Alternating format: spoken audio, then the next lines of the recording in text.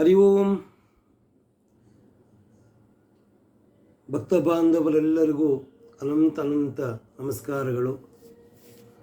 ಶ್ರೀ ಮಹಾವಿಷ್ಣು ಸೇವಾ ಸಂಸ್ಥೆ ಸಾಗರ ಮತ್ತು ಬೆಂಗಳೂರು ಸಂಸ್ಥಾಪಕರು ಹರಿಭಕ್ತ ಪಾರಾಯಣಕಾರನಾದ ನಾನು ಸತ್ಯನಾರಾಯಣ ವಿಠೋಬರಾವ್ ಕುಂಠೆ. ಭಕ್ತ ಬಾಂಧವರೇ, ಇವತ್ತು ನಾನು ನಿಮಗೆ ಭಗವದ್ಗೀತೆಯ ಧ್ಯಾನ ಶ್ಲೋಕದ ಬಗ್ಗೆ ತಿಳಿಸಲು ಪ್ರಯತ್ನ ಮಾಡ್ತೇನೆ. ಶ್ಲೋಕ ಹಾಗೂ ಅರ್ಥ ದಯವಿಟ್ಟು ತಾವೆಲ್ಲರೂ ಕೇಳಬೇಕಾಗಿ ತಮ್ಮಲ್ಲಿ ಪ್ರಾರ್ಥನೆ. ಹರಿ ಓಂ.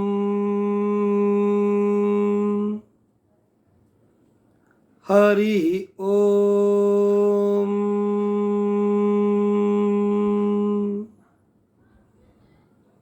ಹರಿ ಓಂ.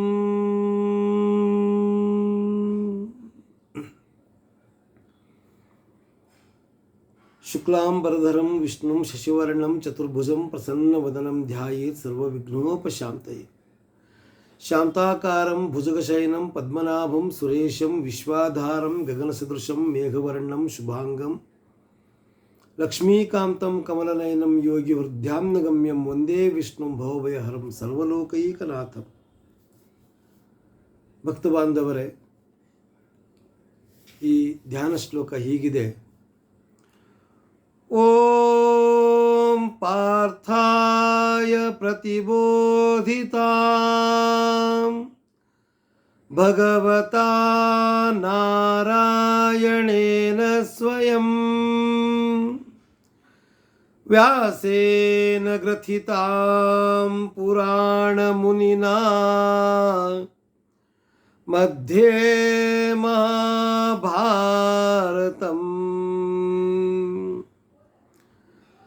ಅದ್ವೈತಾಮೃತವರ್ಷಿಣಿಂ ಭಗವತಿಂ ಅಷ್ಟಾದಶಾಧ್ಯಾಯಿನಿಂ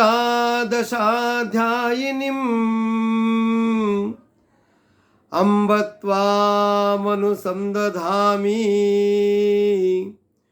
ಭಗವದ್ಗೀತೆ ಭವದ್ವೇಷಿಣಿಂ.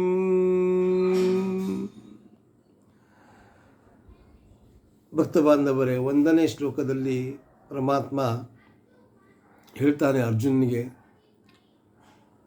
ಸ್ವಯಂ ಭಗವಂತನಾದ ಶ್ರೀ ಕೃಷ್ಣ ಪರಮಾತ್ಮನಿಂದ ಅರ್ಜುನನಿಗೆ ಇದು ಉಪದೇಶಿಸಲ್ಪಟ್ಟ ಧ್ಯಾನ ಶ್ಲೋಕ. ಮಹರ್ಷಿ ವೇದವ್ಯಾಸರಿಂದ ಮಹಾಭಾರತದ ಕುರುಕ್ಷೇತ್ರದ ಮಧ್ಯದಲ್ಲಿ ಸೇರಿಸಲ್ಪಟ್ಟ ಈ ಒಂದು ಶ್ಲೋಕ 18 ಅಧ್ಯಾಯಗಳಿಂದ ಕೂಡಿದಾಗಿಯೂ ಅದ್ವೈತಾಮೃತವನ್ನು ವರ್ಷವನ್ನು ಸುರಿಸುವುದಾಗಿಯೂ ಮತ್ತು ಭವಕರ್ಮವನ್ನು ಹೋಗಲಾಡಿಸುವುದಾಗಿಯೂ ಇರುವ ಹೇ ಮಾತೆ ಭಗವದ್ಗೀತೆ, ನಿನ್ನನ್ನು ಧ್ಯಾನಿಸುತ್ತೇನೆ ಅಂತ ಇಲ್ಲಿ ಈ ಶ್ಲೋಕ ಹೇಳ್ತದೆ. ನಮೋಸ್ತುತೇ ವ್ಯಾಸ ವಿಶಾಲ ಬುದ್ಧೇ ಪುಲ್ಲಾರವಿಂದಾಯತ ಪತ್ರ ನೇತ್ರ ಯೇನ ತ್ವಯಾ ಭಾರತ ತೈಲಪೂರ್ಣಃ ಪ್ರಜ್ವಾಲಿತೋ ಜ್ಞಾನಮಯ ಪ್ರದೀಪ. ಅರಳಿದ ತಾವರೆಯ ಎಸಳಿನಂತೆ ನೇತ್ರವುಳ್ಳ ಪರಮಾತ್ಮ, ವಿಶಾಲ ಬುದ್ಧಿಯು ಗೀತಾಜ್ಞಾನ ದೀಪವನ್ನು ಹಚ್ಚಿದ ಹೇ ವ್ಯಾಸದೇವನೇ, ನಿನಗೆ ನನ್ನ ಅನಂತ ನಮಸ್ಕಾರಗಳು ಅಂತ ಹೇಳ್ತದೆ. ಪ್ರಪನ್ನ ಪಾರಿಜಾತಾಯ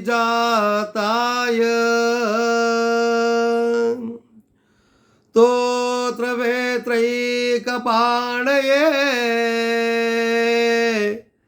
ಜ್ಞಾನ ಮುದ್ರಾಯ ಕೃಷ್ಣಾಯ ಗೀತಾಮೃತದುಹೇ ನಮಃ.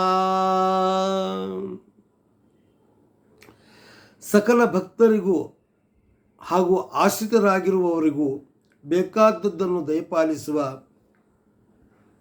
ಎಡಗೈಯಲ್ಲಿ ಚಾಟಿಯಿಂದ ಕೂಡಿದ ಬೆತ್ತವನ್ನು, ಬಲಗೈಯಲ್ಲಿ ಜ್ಞಾನ ಮುದ್ರೆಯನ್ನು ಧರಿಸಿದ, ಗೀತಾಮೃತವೆಂಬ ಹಾಲನ್ನು ಹಿಂಡುವ ಆ ಗೋಪಾಲಕೃಷ್ಣನಿಗೆ, ಆ ಪರಮಾತ್ಮನಿಗೆ, ಆ ಭಕ್ತವತ್ಸಲನಿಗೆ ನನ್ನ ನಮಸ್ಕಾರ ಅಂತ ಹೇಳ್ತದೆ. ಸರ್ವೋಪನಿಷದೋ ಗಾವೋ ದೋಗ್ಧಾ ಗೋಪಾಲನಂದನ ಪಾರ್ಥೋ ವತ್ಸ ಸುಧೀರ್ಭೋಕ್ತಾ ದುಗ್ಧಂ ಗೀತಾಮೃತಂ ಮಹತ್. ವಸುದೇವಸುತಂ ದೇವಂ ಕಂಸಚಾಣೂರಮರ್ದನಂ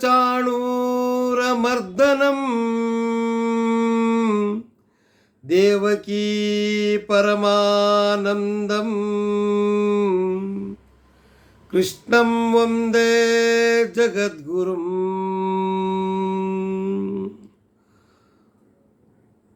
ವಸುದೇವನ ಮಗನಾದ ವಾಸುದೇವ ಕಂಸ ಚಾಣೂರರನ್ನು ಮರ್ದಿಸಿದವನು, ದೇವಕಿ ದೇವಿಯ ಆನಂದ ವರ್ಧಕನೂ ಆದ ಜಗದಾಚಾರ್ಯರಾದ ಶ್ರೀ ಕೃಷ್ಣ ಪರಮಾತ್ಮನಿಗೆ ನನ್ನ ಅನಂತ ಅನಂತ ನಮಸ್ಕಾರಗಳು ಅಂತ ಹೇಳ್ತದೆ ಈ ಶ್ಲೋಕ. ಭೀಷ್ಮದ್ರೋಣತಟಾ ಜಯದ್ರಥಸಲಾ ಗಾಂಧಾರ ನೀಲೋತ್ಪಲಾ ಶಲ್ಯಗ್ರಾಹವತಿ ಕೃಪೇಣ ವಹನೀ ಕರ್ಣೇನ ವೇಲಾಕುಲಾ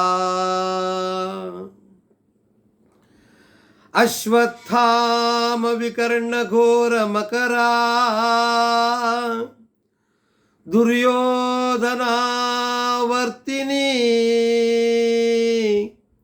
ಸೋತೀರ್ಣಾ ಖಲು ಪಾಂಡವೈರಣನದೀ ಕೈವರ್ತಕಃ ಕೇಶವಃ. ಭೀಷ್ಮ, ದ್ರೋಣ ಎಂಬುವರು ಇಲ್ಲಿ ಜಡದಂತೆಯೂ, ಜಯದ್ರಥನು ನೀರಿನಂತೆಯೂ, ಶಕುನಿಯು ಕರಿಯ ಕಲ್ಲು ಬಂಡೆಯಂತೆಯೂ, ಶಲ್ಯನು ದೊಡ್ಡ ಮೀನಿನಂತೆಯೂ ಮತ್ತು ಕೃಪನು ಧುಮುಕುವ ಸೆಳುವಿನಂತೆಯೂ, ಕರ್ಣನು ಮೇರೆಯನ್ನು ಮೀರುವಂತುವನು, ಅಶ್ವತ್ಥಾಮ ವಿಕರ್ಣ ಇವರು ಭಯಂಕರವಾದ ಮೊಸಳೆಗಳಂತೆಯೂ, ದುರ್ಯೋಧನನು ಸುಳಿಯಂತೆಯೂ ಇದ್ದ ರಣನದಿಯನ್ನು ಪಾಂಡವರು ದಾಟಿದರು. ದಾಟಿಸಿದವನು ಶ್ರೀಕೃಷ್ಣ ಪರಮಾತ್ಮನು. ಪಾರಾಶರ್ಯ ವಚಃ ಸರೋಜ ಮಮಲಂ ಗೀತಾರ್ಥಗಂಧೋತ್ಕಟಂ ನಾನಾಖ್ಯಾನಕ ಕೇಸರಂ ಹರಿಕಥಾ ಸಂಬೋಧನಾ ಬೋಧಿತಂ.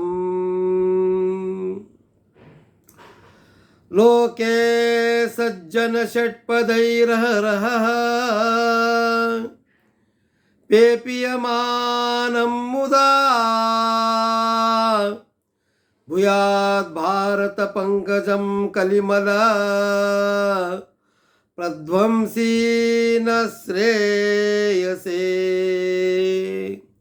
ಇಲ್ಲಿ ಈ ಶ್ಲೋಕ ಹೇಳ್ತದೆ, ವ್ಯಾಸದೇವರ ಈ ಮಾತುಗಳು ಸರೋವರದಲ್ಲಿ ಹುಟ್ಟಿದದಾಗಿಯೂ ನಿರ್ಮಲವಾಗಿಯೂ ಗೀತೆ ಎಂಬ ಶ್ರೇಷ್ಠವಾದ ಗಂಧ ಉಳ್ಳವದಾಗಿಯೂ ಅನೇಕ ಉಪಕಥೆಗಳೆಂಬ ಕೇಸರಗಳುಳ್ಳದ್ದಾಗಿಯೂ ಹರಿಕಥೆಗಳೆಂಬ ತಿಳಿವಿನಿಂದ ಅರಳಿದ್ದಾಗಿಯೂ ಜಗತ್ತಿನಲ್ಲಿ ಸಜ್ಜನರೆಂಬ ಭ್ರಮರಗಳಿಂದ ಯಾವಾಗಲೂ ಸಂತೋಷದಿಂದ ಕುಡಿಯಲ್ಪಡುವುದಾಗಿಯೂ